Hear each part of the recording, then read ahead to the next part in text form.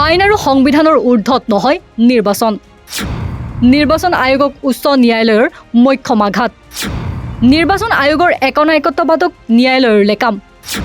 নিৰ্বাচন আয়োগৰ ময়মতালিৰ বিৰুদ্ধে কঠোৰ ন্যায়ালয়। নিৰ্বাচন আয়োগক কলকাতা উচ্চ ন্যায়ালয়ৰ চৰম সকিয়নি। আয়োগৰ স্বৈৰাচাৰী নিৰ্দেশতো হস্তক্ষেপ ন্যায়ালয়ৰ। 800গৰাকীক ট্ৰাবল মেকাৰ সজোৱা নিৰ্দেশত স্থগিতাদেশ।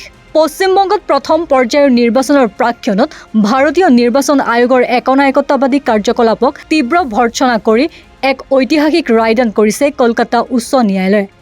কোনো তথ্য প্ৰমাণ অবিহনে প্ৰায় 800গৰাকী নাগৰিকক ট্ৰাবল মেকাৰ বা অশান্তি সৃষ্টিকাৰী আখ্যা দি নিৰ্বাচন আয়োগে জাৰি কৰা এটা বিতৰ্কিত নিৰ্দেশনাৰ ওপৰত আদালতে অন্তৰ্বৰ্তীকালীন স্থগিতাদেশ জাৰি কৰিছে।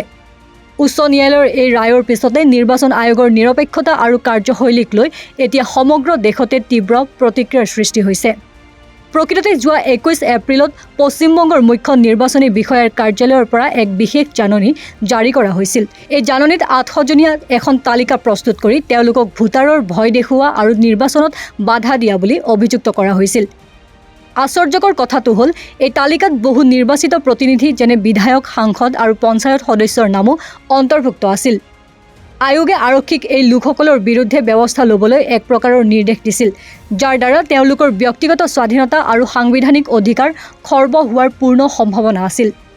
মুখ্য ন্যায়াধীশ সুজয় পাল আৰু ন্যায়াধীশ পাৰ্থ সাৰথীৰ হেনৰ ডিভিজন বেঞ্চে এই সন্দৰ্ভত কঠোৰ স্থিতি গ্ৰহণ কৰি স্পষ্টকৈ কয় যে নিৰ্বাচন আয়োগে কোনো এজন নাগৰিকক চকুমুদি ট্ৰাবল মেকাৰ হিচাপে ঘোষণা কৰিব নোৱাৰে।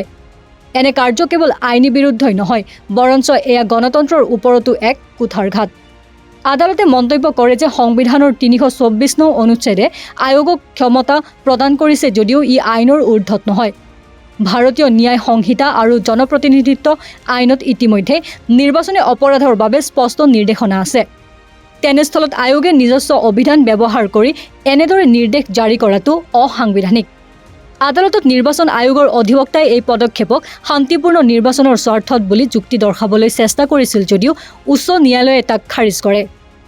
আদালতে স্পষ্ট কৰি দিয়ে যে গ্ৰেপ্তাৰ বা আটক কৰাটো কোনো ৰুটিন কাম নহয় আৰু ই কেৱল আইনৰ প্ৰক্ৰিয়াৰেহে হ'ব পাৰে।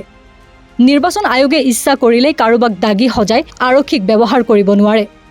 কলকাতা উচ্চ ন্যায়ালয়ৰ এই ৰায়ে এয়া প্ৰমাণ কৰিলে যে গণতান্ত্ৰিক ব্যৱস্থাত কোনেও আইনৰ ওপৰত নহয়। নিৰ্বাচন আয়োগৰ দৰে এক স্বতন্ত্ৰ সংস্থাই যেতিয়া নিজৰ অধিকাৰৰ সীমা অতিক্ৰম কৰি সাধাৰণ নাগৰিকৰ স্বাধীনতা কাঢ়ি ল'বলৈ বিচাৰে, তেতিয়া ন্যায়পালিকাৰ এনে হস্তক্ষেপ অতি প্ৰয়োজনীয় হৈ পৰে। এই ৰায়দানৰ ফলত পশ্চিমবংগৰ নিৰ্বাচনী প্ৰক্ৰিয়াত আয়োগৰ একনায়কত্ববাদৰ ওপৰত এক প্ৰকাৰৰ লেকাম লাগিল বুলি ধাৰণা কৰা হৈছে। News desk report, north east নাও।